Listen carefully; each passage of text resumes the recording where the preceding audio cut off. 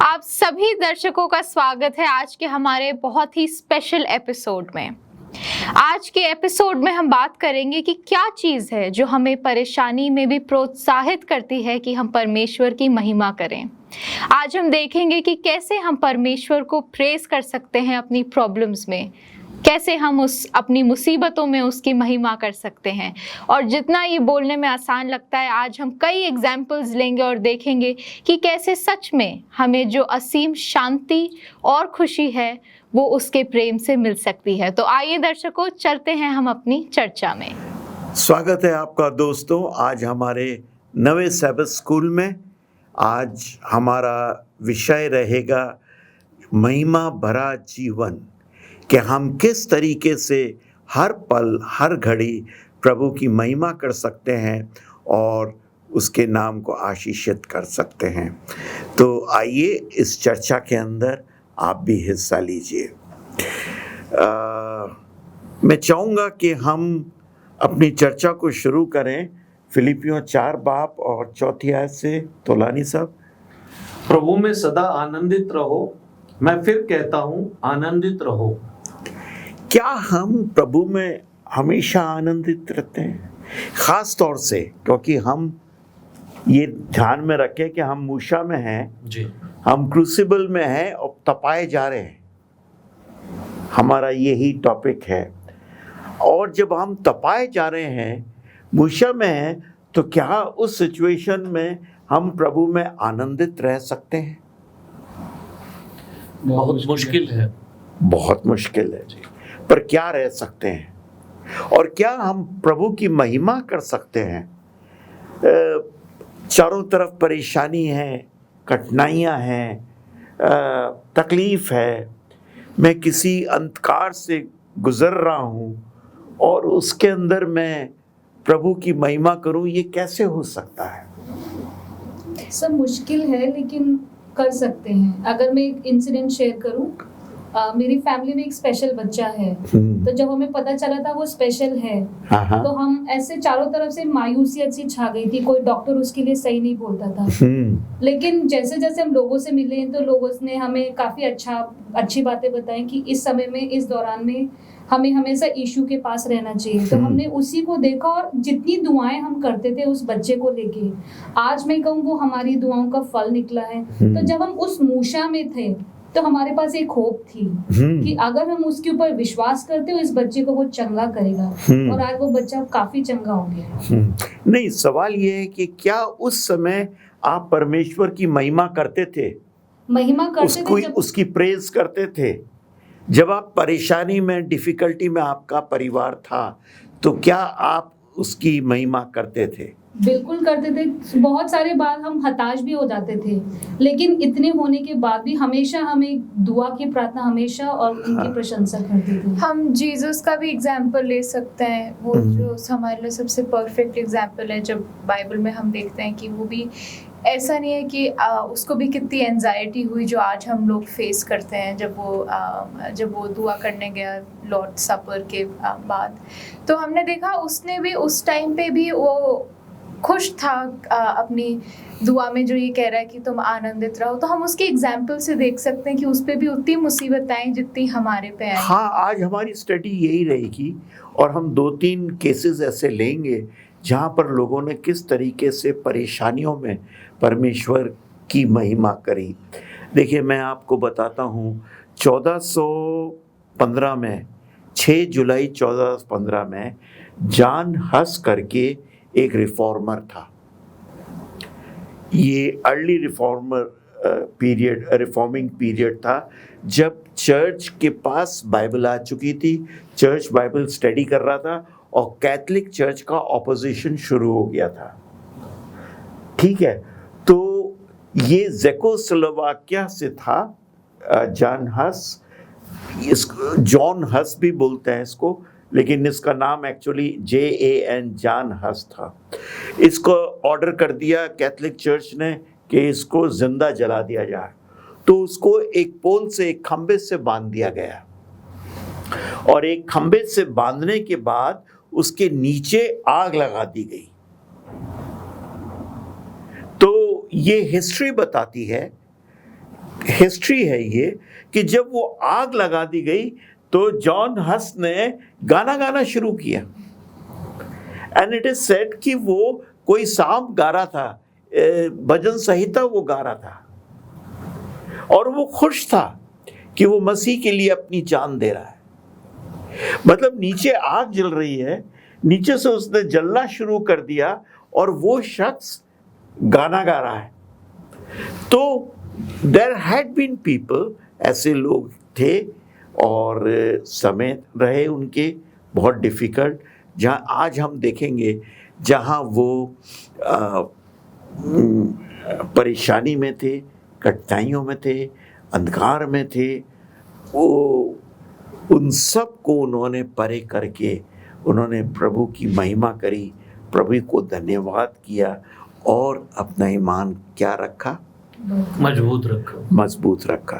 तो मेरा सवाल है इसी के साथ जो आपने पहले पूछा उसके साथ भी, लेकिन मैं सोचता हूँ अगर इस सवाल का आंसर मिले तो हम और इसको अच्छे तरीके से समझ सकते हैं कि जब हम खुदा की प्रेज करते हैं तो बिल्कुल सही है, जैसे हमने बोला है कि मुश्किल है कि अगर हम दुख की घड़ी में हो तो तब नहीं हम कर पाते।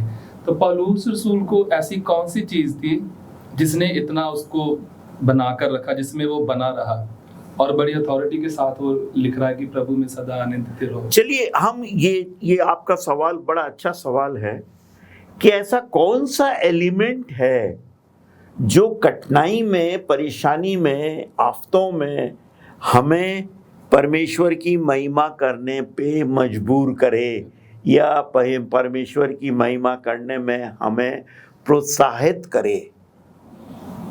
ऐसा कौन सा एलिमेंट या तत्व है जो हमें प्रभु की प्रशंसा उस समय करने को करे जब हम बहुत डिफिकल्ट टाइम से गुजर रहे हैं। ठीक है, तो एक छोटा सा ब्रेक लेंगे दर्शकों, वापस लौट।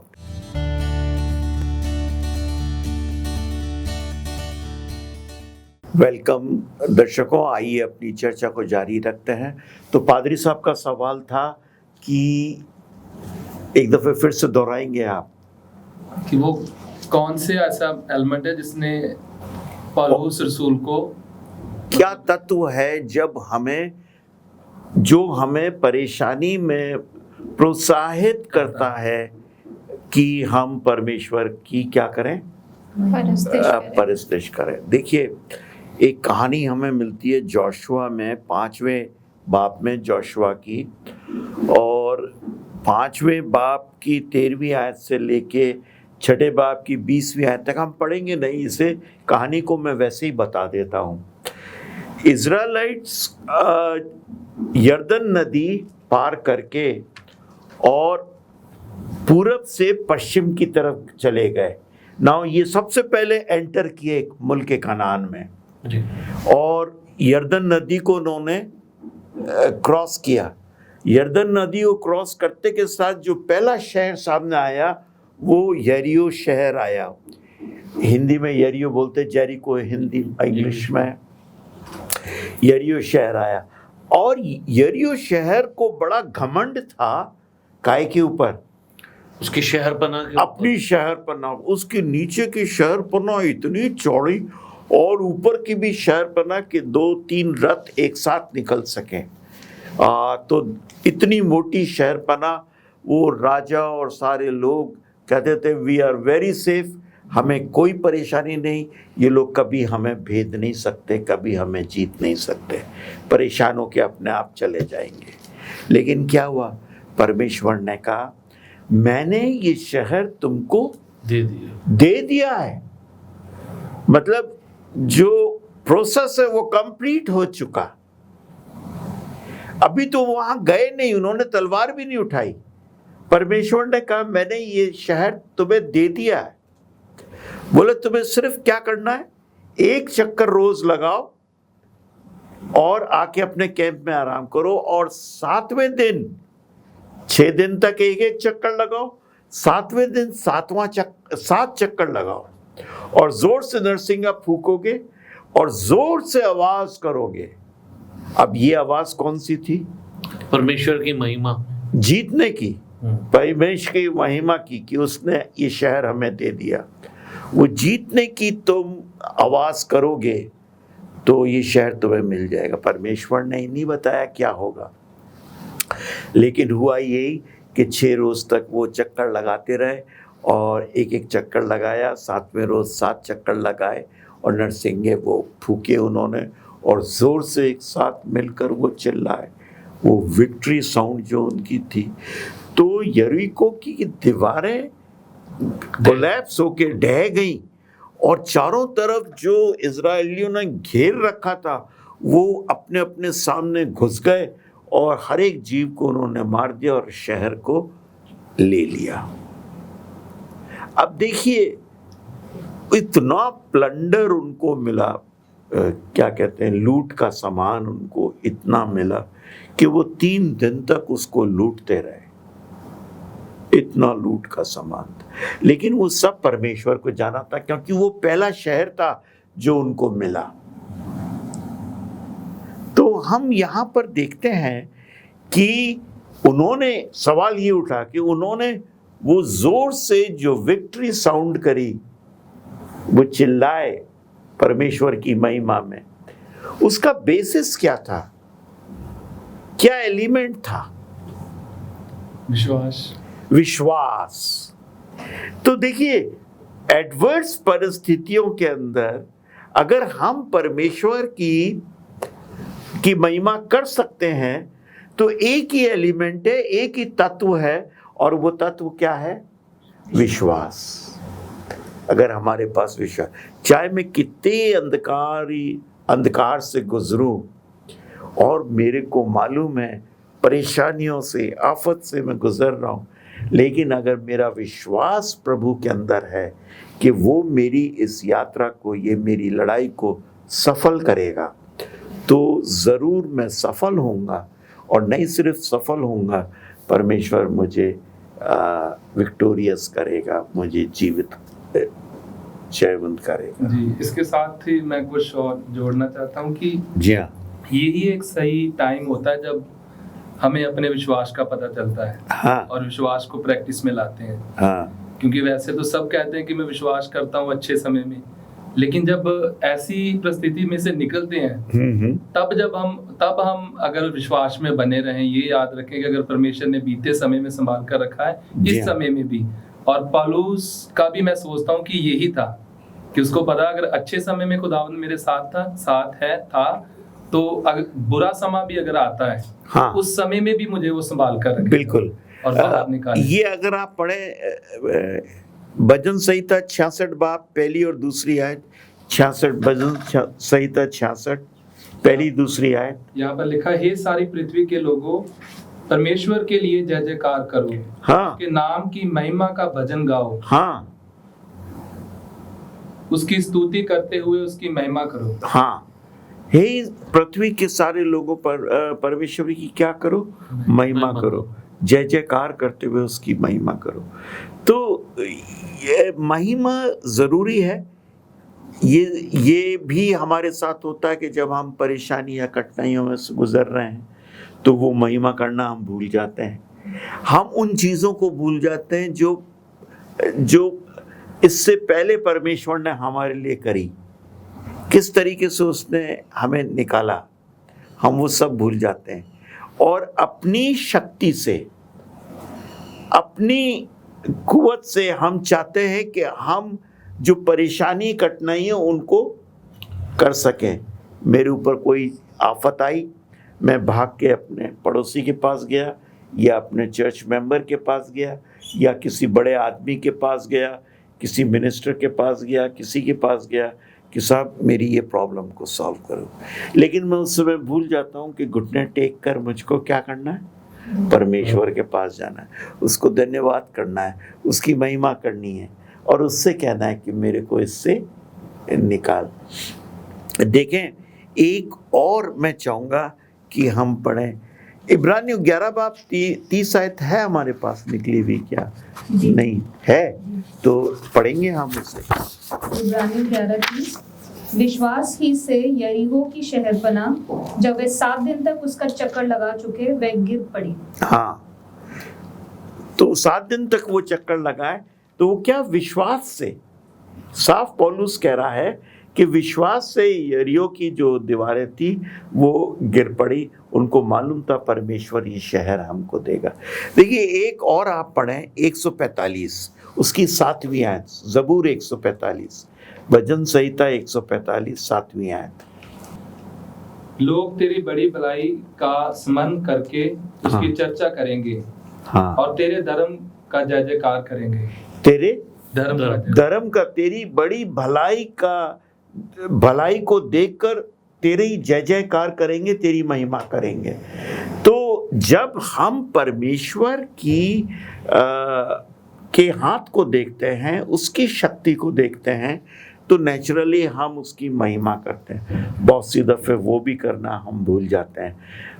कोई काम हमारा हो जाता है तो हम ये सोचते हैं कि ये तो मेरी शक्ति से या मेरे पैसे से या मेरे इन्फ्लुएंस से, जो फलाने का इन्फ्लुएंस था उसकी वजह से ये काम हो गया। हम ये भूल जाते हैं कि उसके पीछे परमेश्वर का हाथ था, परमेश्वर ने उस काम को पूरा कराया। परमेश्वर को कभी भी किसी भी समय भी हमें महिमा देने से रुकना नहीं चाहिए। हमारा जीवन महिमा भरा होना चाहिए ताकि हम उसको हर समय उसकी प्रेज करते रहें। आइए हम एक छोटा सा ब्रेक लें और फिर वापस आपके पास लौटते हैं।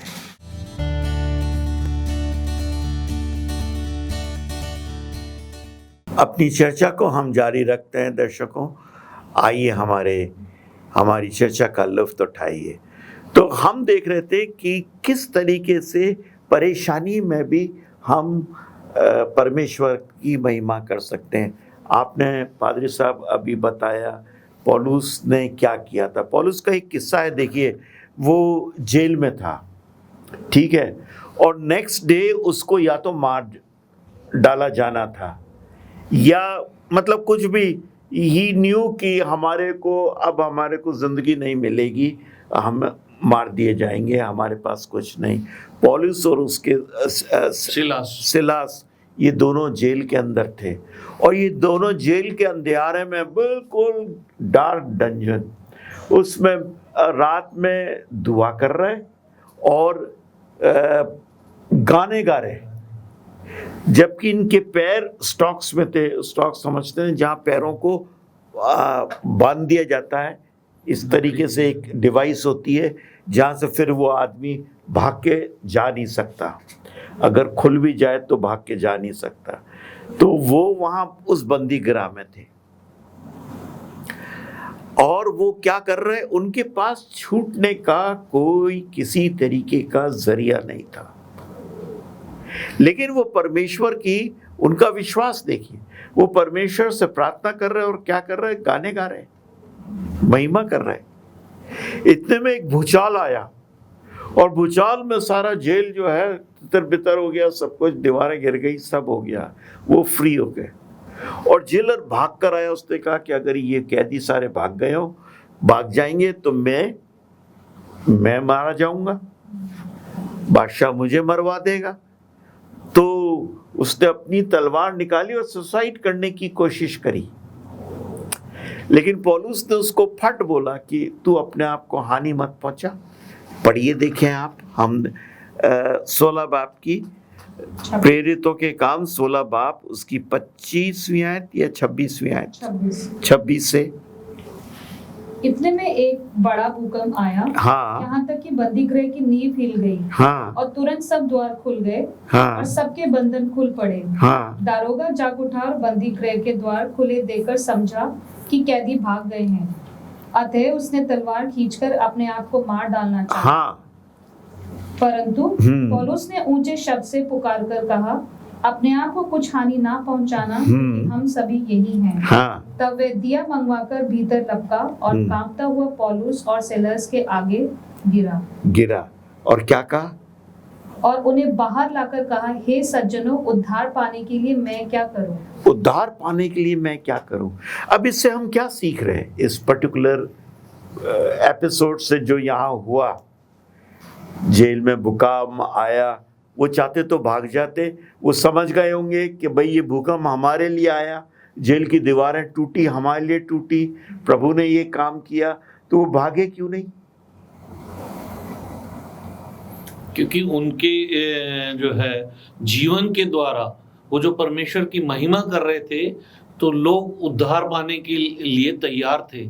जब उनका जीवन देखा, उस जेलर ने उनका जीवन देखा, तो वो तुरंत उसके मन में, और उसने अकेले ही नहीं बल्कि अपने परिवार के, पूरे परिवार के साथ रात में ही बपतिस्मा आप लिया। बिल्कुल सही कह रहे हैं। और वो ही नहीं, जो और दूसरे साथी थे जी, वो भी कन्वर्ट हुए। जो दूसरे कैदी थे उसके उनके साथ, वो लोग प्रभु यीशु मसीह के ऊपर विश्वास लेकर आए। तो मतलब हमारी महिमा का तरीका इस तरीके से होना चाहिए। अब मैं महिमा करूं, लेकिन मैं परमेश्वर के कैरेक्टर को बिल्कुल भी रिफ्लेक्ट ना करूं, या अंदर बैठ के मैं आपके साथ में महिमा कर रहा हूं, बाहर निकल के अपने नौकरों को गालियां दे रहा हूं, डांट रहा हूं, फटकार रहा हूं, तो क्या मैं प्रभु यीशु मसीह का कैरेक्टर डिस्प्ले कर रहा हूं? और ऐसा ही होता अगर पौलुस और सिलास भाग जाते, हाँ, तो ये लोग तो उद्धार नहीं पा सकते थे। इस एपिसोड से हमें बहुत अच्छा सबक मिलता है कि महिमा के साथ साथ वो कैरेक्टर भी हमें डिस्प्ले करना चाहिए जो प्रभु यीशु मसीह का है। और वो महिमा कर रहे थे जब वो जेल में थे, उनको मालूम था दूसरे दिन या तो उन्हें कोड़े मारे जाएंगे, कम से कम कोड़े मारे जाएंगे, और ज़्यादा से ज़्यादा उन्हें मौत के घाट उतार दिया जाएगा। हम एक चीज़ और देख सकते हैं कि हम महिमा या हम प्रेज परमेश्वर की तब तक नहीं कर सकते जब हम अंदर से खुश नहीं हो। हम एक उदास मन के साथ और एक उदास दिल के साथ उससे कुछ मांग नहीं सकते, क्योंकि तब हमारा विश्वास नहीं होगा। और जैसे हमें बहुत इम्पोर्टेंट लेसन ले सकते हैं, जब उसने उसको बोला जेलर को कि अपने आप को हानि मत पहुंचा, तो वो अपने आप वो सेल्फ डिस्ट्रक्टिव हो रहा था। तो ये लेसन हम आज भी ले सकते हैं कि जब हम उस कगार पे हो कि हम इतने परेशान हो, उसमें जब हम ध्यान दें कि परमेश्वर हमें उस जगह से रेस्क्यू करेगा, और हमें उसकी उस टाइम हमें ग्लैड होना चाहिए उसकी प्रेज के अंदर, तो शायद हम एक दूसरे पर्सपेक्टिव से अपनी प्रॉब्लम्स को देख सकते हैं। हाँ, देख सकते हैं, और अच्छा थॉट है जिसको हम मैं चाहूँगा कि एक और हम स्टडी देखें, एक और केस देखें, और वो है राजा यहोशापत का। अब मैं चाहूँगा तोलानी साहब आप हमारे लिए पढ़िए दूसरा इतिहास 20वां बाब और 6ठी आयत। यहाँ इस प्रकार लिखा है। हाँ, देखिए ये उस समय का बात है जब मोआबाइट्स और एमोनाइट्स वगैरह सब मिलकर उन्होंने आके जूडिया पर और इज़राइल के ऊपर हमला करना चाहा, और यहोशापत को मालूम चला कि भाई खबर आ गई कि फ़ौजें वहाँ तक पहुँच चुकी हैं और वो तेरे पर चढ़ाई होने वाली है, पूरे इज़राइल पे चढ़ाई होने वाली है। तो ये खुदा के घर में गया, और खुदा के घर में जाके इसने क्या कहा वो तोलानी साहब पढ़ रहे हैं, देखिए। यह कहने लगा, ए हमारे पितरों के परमेश्वर यहोवा, क्या तू स्वर्ग में परमेश्वर नहीं है? हाँ, और क्या तू जाति जाति के सब राज्यों के ऊपर प्रभुता नहीं करता? देखिए। और क्या तेरे हाथ में ऐसा बल और हाँ, पराक्रम नहीं हाँ, कि तेरा सामना कोई नहीं कर सकता? ये क्या कर रहा है यहोशापत? परमेश्वर की बढ़ाई कर रहा है, बढ़ाई कर रहा है, उसकी महिमा कर रहा है। तेरे लिए कुछ भी असंभव नहीं है। उस समय की बात है जब वो घिर चुका था और इतनी सारी फौजें उनके ऊपर चढ़ाई कर रही थी, तो वो कर रहा था। अब थोड़ा सा जल्दी चलेंगे हम, हमारा टाइम खत्म हो रहा है। 15वीं आयत देखिए आप। तब वह कहने लगा, हे सब यहूदियों, हे यरूशलेम के रहने वालों, हाँ, हे राजा यहोशापात, तुम सब ध्यान दो। हाँ, यहोवा तुमसे यूं कहता है, तुम इस बड़ी भीड़ से मत डरो, हाँ, और तुम्हारा मन कच्चा ना हो, हाँ, क्योंकि यह युद्ध तुम्हारा नहीं परमेश्वर का है। ये युद्ध तुम्हारा। ये कौन आके कह रहा है? एक प्रॉफिट जी। जहेजियल एक प्रॉफिट था, भविष्यवक्ता खुदा का पैगाम लेकर उनके पास आया, और वो कह रहा है, खुदा ये कहता है कि तुम लोग परेशान मत हो, क्योंकि ये जो लड़ाई है तुम्हारी नहीं, किसकी है? परमेश्वर की है। परमेश्वर, और हम देखते हैं उनको वो विक्ट्री मिल भी जाती है। अब मैं चाहूँगा अगर आप पढ़ें 17 बाब नहीं 20वीं आयत से ले लीजिए, 20 बाब की 20वीं आयत से। वे सवेरे उठकर ताकोआ के जंगल की ओर निकल गए। हाँ। और चलते समय यहोशापात ने खड़े होकर कहा, हे यहूदियों, हे हाँ। यरूशलेम के निवासियों, हाँ। मेरी सुनो। हम्म, अपने परमेश्वर यहोवा पर विश्वास रखो, हम्म, तब तुम स्थिर रहोगे। उसके नबियों की प्रतीति करो, हाँ, तब तुम कृतार्थ हो जाओगे। हाँ, तब उसने प्रजा के साथ सम्मति करके कितनों को ठहराया, हाँ, जो कि पवित्रता में शोभायमान होकर हथियारबंदों के आगे आगे चलते हुए हाँ। यहोवा के गीत गाएं और यह कहते हुए इसकी स्तुति करें, यहोवा का धन्यवाद करो। देखिए ये लड़ाई के लिए जा रहे हैं सामने और यहोवा की स्तुति कर रहे हैं, उसके गीत गा रहे हैं। क्या ऐसा होता है? नहीं होता। लेकिन इनका हथियार क्या था? ये महिमा, वो विश्वास, जी, वो हथियार था कि यहोवा हमें विक्ट्री देगा, हमें विजयी करेगा इन लोगों के ऊपर। उस विश्वास के साथ वो वहां गए और उन्हीं के सामने यहोवा ने उन लोगों को विक्टोरियस किया, उनको विजय दी। ये हम देखते हैं। आप पूरा चैप्टर पढ़ेंगे तो ये होगा। मैं इसको कंक्लूड करना मांगता हूँ, ऐसे कंक्लूड करना मांगता हूँ कि देखिए किसी भी परिस्थिति में हम हों, अगर यहोवा के ऊपर विश्वास है तो विश्वास हमारे को उसकी महिमा करने के लिए मजबूर करेगा। तो इसके साथ हम ख़त्म करेंगे और देखेंगे कि किसी भी कंडीशन में रहें, मूसा में जब हम पकाए जा रहे हैं तो मूसा में पकाए जाने के बावजूद भी हम परमेश्वर की महिमा कर सकते हैं। तो दर्शकों, जब हम भी आप भी और हम भी अपनी इस मूसा में तपाए जाएं तो हम याद रखें कि हमारी शांति सिर्फ परमेश्वर की तरफ से आती है और हम भूलें नहीं कि हम उसे प्रेज करें, अपनी प्रॉब्लम्स में, अपनी मुसीबतों में उसकी महिमा करना ना भूलें।